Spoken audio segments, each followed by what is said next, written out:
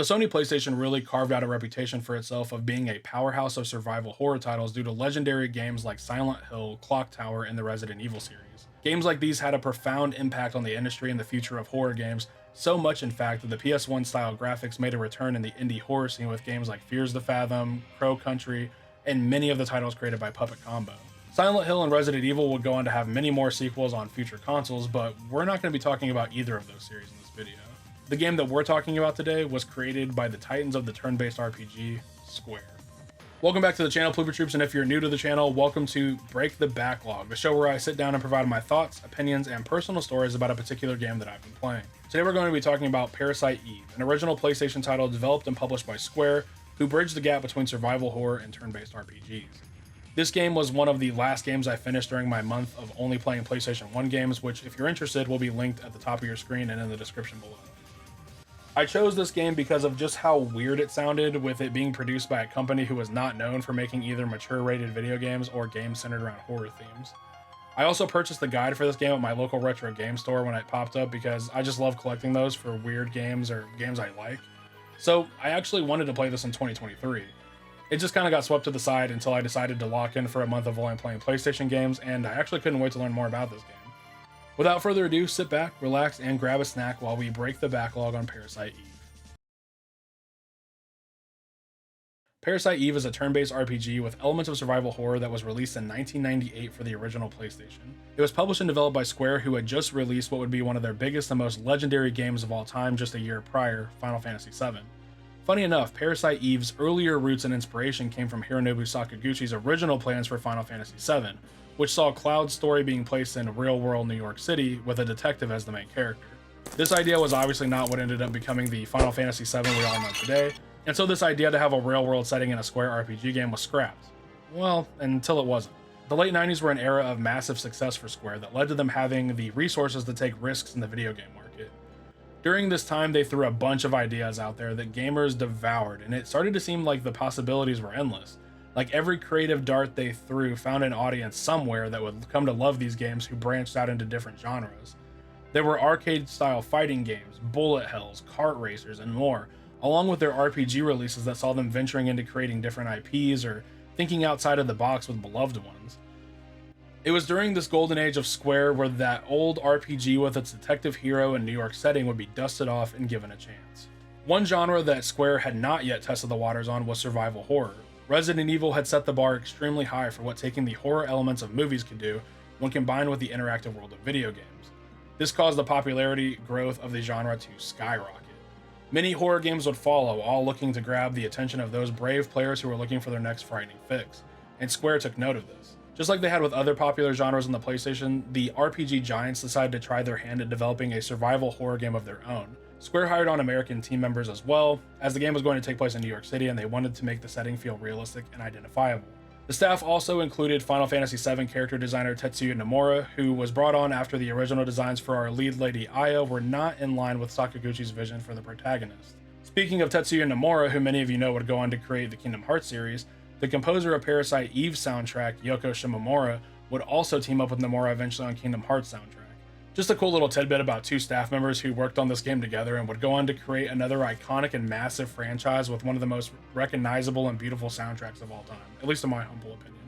The game's story would be based off of a Japanese horror novel of the same name and was labeled as a sequel to that project, which would have a unique original story placed in the same universe. The sci-fi horror novel was written by a pharmacologist named Hideki Sena and was based around the idea that the mitochondria found in our cells were actually separate living organisms who were like parasites feeding off of our bodies.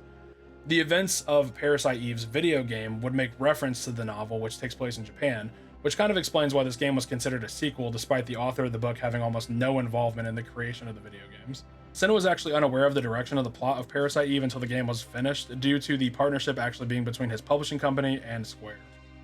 This sounds like it would have been a bit frustrating because of the lack of inclusion of the original author in an adaptation of his own work, though Sena did voice his support for the game and how faithful he felt they had been to his source material.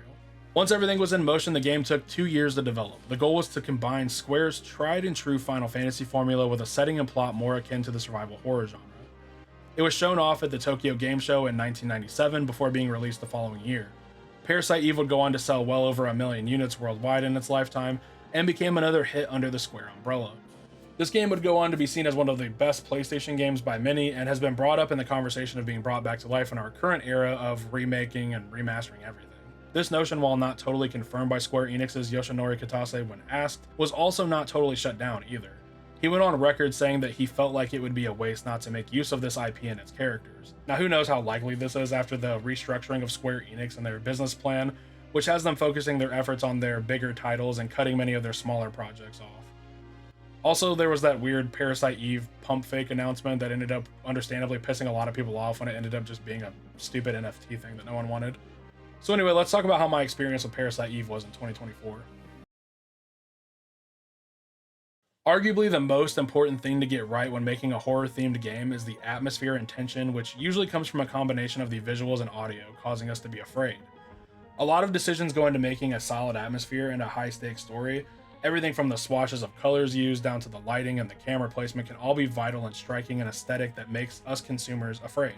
Now, I think Parasite Eve does a good job in establishing some atmosphere and making keen choices in this foundational layer of designing a piece of horror media, and it really does help provide a solid base from which to build their story. The world is painted in darker tones and realistic hues of color that help ground the game world as a version of what we know as the real world. With that realistic first layer of grounded reality set, Parasite Eve then paints the unnatural events, abilities, and threats to this world with colors that help them pop against the background of reality, which allows them to be even more effectively displayed as things not of this world. This is especially so of the various abilities that certain enemies or even Aya herself are able to utilize. Seeing beams of light spill out into the back rooms of Carnegie Hall, or the searing orange of red fire engulf rooms made of dull and neutral tones, made for some pretty cool contrasts. Something else that makes a ton of difference and speaks to the quality of this game is the detail at which the backgrounds were designed. There may not be a ton to interact with or do in each and every room, but the backgrounds and environments are just so full of life that it really helps to make this world feel memorable. Some of the areas that kind of stood out to me just as examples of this were the museum with its different exhibits that Aya can wander through and its dimly lit corridors, and the police station offices that house Aya and her team, which seem so crowded and claustrophobic. Each place just has so much personality, and it seems to be full of small details that make it all feel genuine. As well as being well designed and thought out, the lighting in these locations also help to aid in the different vibes of the locations throughout the game. The police station is more well lit, for example, than many of the other areas that Aya treks through, which makes sense because it's the headquarters for the whole operation to track down and defeat Eve. Alternatively, many of the locations where Aya searches for Eve are darker and more ominous in some ways. The pre-rendered backgrounds of these environments are just really well crafted and give so much life to this game through providing places that feel realistic and lived in. These pre-rendered backgrounds are by far one of my favorite things about PS1 games. The way that these locales and the narrative moments work in combination with Yoko Shimomura's soundtrack made for some eerie moments and immediately set the tone of this title. And man, is the soundtrack a good one. It features 45 songs across 2 discs whose overall vibe successfully attempts to mix techno, more electronic songs with elements of opera. There are a lot of eerie melodies played on keys backed by some upbeat drums like the opening track, which provides a sort of tension that is appropriate for the theme of this narrative. Then there's the more heartfelt piano keys of a song like the piano version of the main theme. This song is absolutely beautiful, and the variety found within this record itself just does a great job of providing evidence of Yoko Shimomura's range and ability to capture emotions through her compositions. And this soundtrack is incredibly vital to the presentation of Parasite Eve, as the game made the decision to feature no voice acting for its cast. I think that the quality of the story, how likable a lot of these characters are, and how well these characters come across in their distinct personalities are all testament on how good the soundtrack and script writing areas of this game were to make up for the lack of voice acting. Aya may be a rookie cop, but she demonstrates how brave she is time and time again throughout the story when she puts herself on the line to protect others. Through the writing, she comes across as such a complex and likable character because she doesn't fit into any one box perfectly. She is strong and yet vulnerable, which makes her relatable because she does things like showing signs of humanity through self-doubt, and her compassion for others is just a really likable trait. She also seems in control of her emotions and is able to work well under these extremely stressful circumstances, which contrasts with her partner Daniel, who is far more emotionally driven. The two pair well together as Daniel protects Aya and reassures her at times when she is having trouble seeing her own worth, and Aya provides a certain calm approach to things that Daniel often lacks. Then there's the Japanese scientist Kunihiko Maeda, who is socially awkward and always fumbling over what he wants to say. He exists as a constant support of Aya in her mission to stop Eve, and continues to provide her with his little luck charms and hope for her safe return. Eve herself is depicted as a confident being who looks down on humans, and her relationship with Aya throughout the game is one of constant competition, which makes sense because her and Aya are in a battle for the fate of the world. I love the way in which all these characters are written and the way they play off each other. It just makes a cast full of personalities that sometimes play well together and other times clash at appropriate times. Now, that being said, from a presentation standpoint, while I do enjoy the presentation of this game, I never actually found this game to be scary, and more so just interesting. There are no real moments of horror here aside from moments towards the end that I won't spoil for you, but yeah, that's kind of why I've been referring to this game as a survival horror adjacent game when I talk about it with people. I'm not sure if the horror elements of this game were ever truly terrifying to people in the same way that a modern game like Visage is, or if this is just a casualty of my expectations that I have as a gamer playing horror experiences with mostly modern games for comparison. Also, I'm not trying to say that Visage and Parasite Eve have much in common. I mean, just that Visage scared the absolute shit out of me in a lot of ways, and it gave me a true sense of genuine dread when I played it that makes me identify it as a truly horrific experience.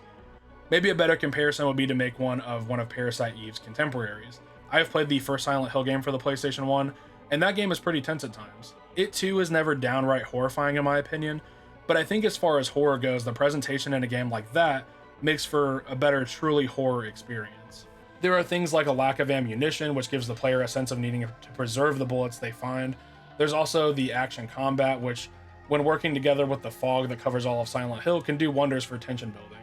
There are no overworld enemies in Parasite Eve as the combat leans into the more RPG roots of this game, and ammunition is pretty bountiful, but we'll talk about that more in the gameplay portion.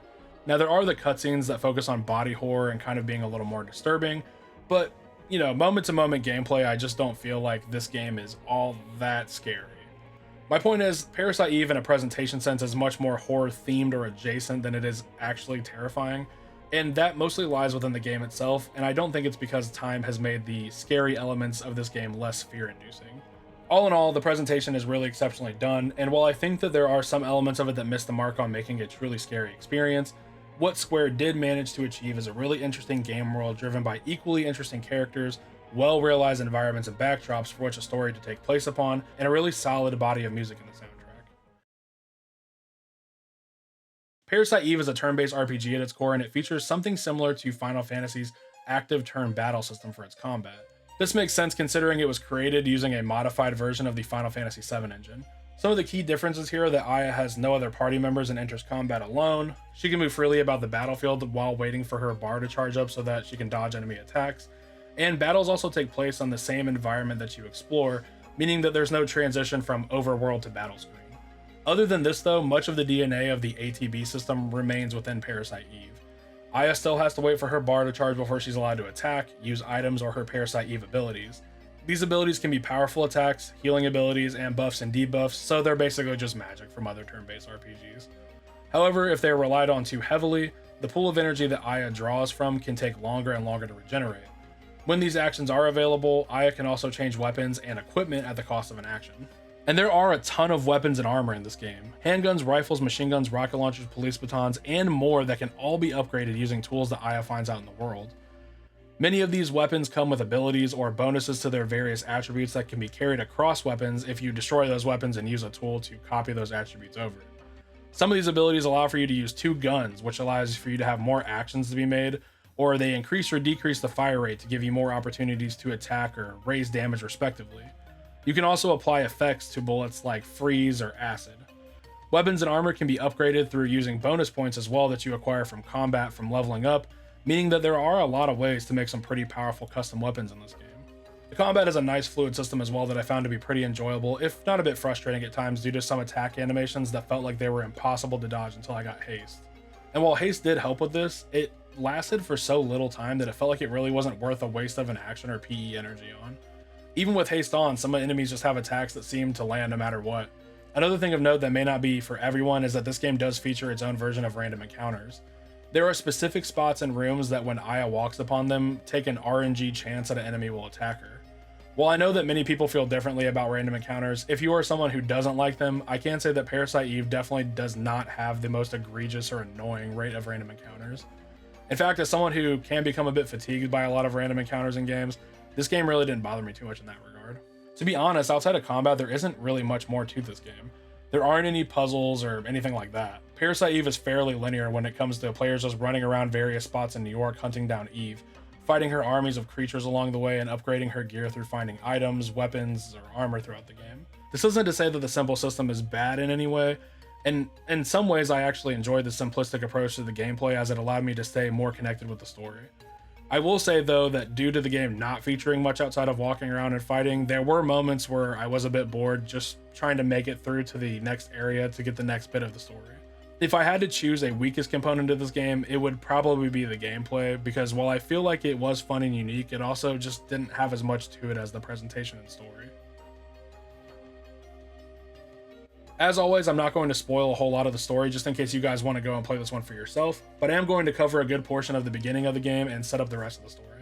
That being said, there's obviously going to be some spoilers here. So, with that being said, if you're still here, let's get into the story. Parasite Eve takes place over 6 days and begins with our rookie New York police officer Aya Brea arriving at Carnegie Hall to see a romantic opera show with a date.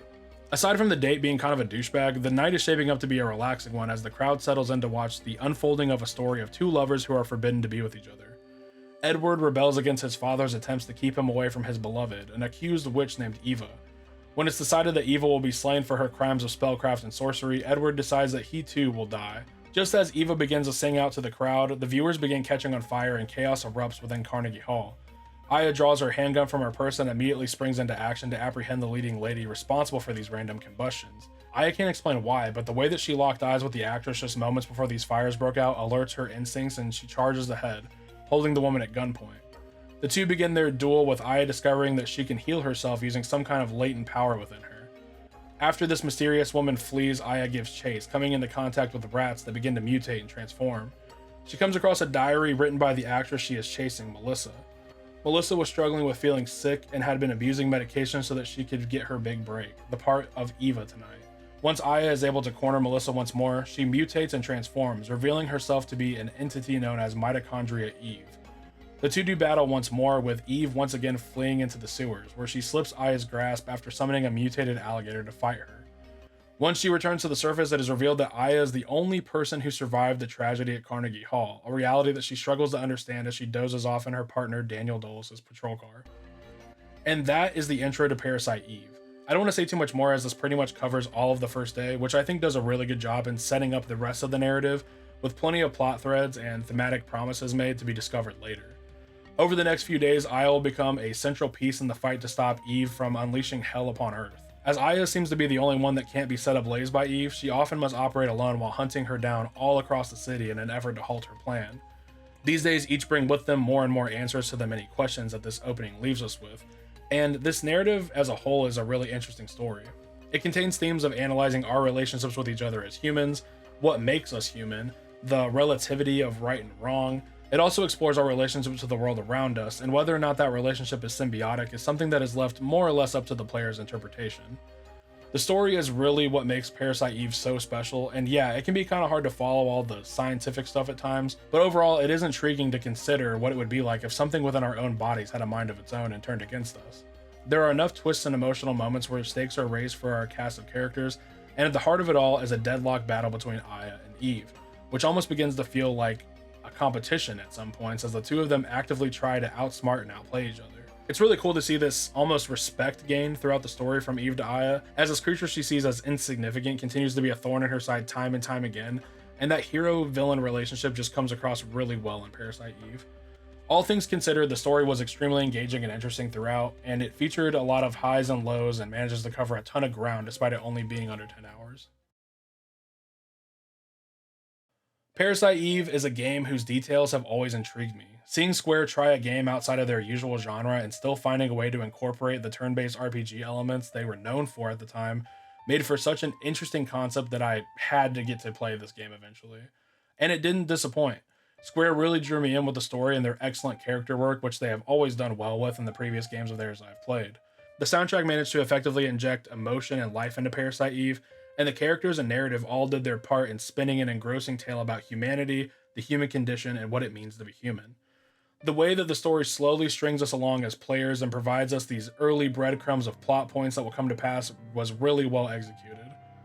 While the gameplay may have gotten a bit tedious by the end, the simple gameplay loop was largely still fun and effective at utilizing the ATB system from other Final Fantasy games in a slightly new way to help it fit this game thematically.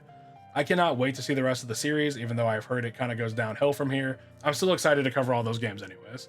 Thank you for watching this video, and if you enjoyed it, please leave a like and consider subscribing for more of these sorts of retrospectives. Click on the playlist on your screen to see the rest of my Break the Backlog playlist, and let me know what your thoughts on Parasite Eve are in the comments below. Until next time, take care of yourselves, Ploober Troops. Peace.